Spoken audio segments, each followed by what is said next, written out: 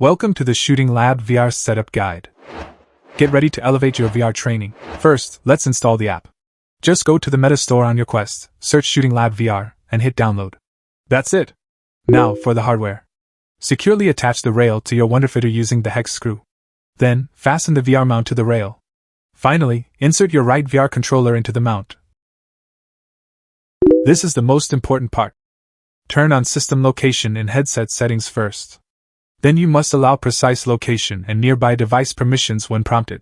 Do not manually pair the device in Quest settings. Instead, inside the app, click Connect.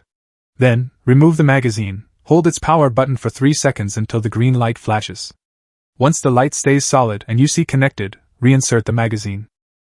You're all set. The virtual controller will now match your firearm. Join our community. Follow our website and social media to explore the latest features and connect with fellow players.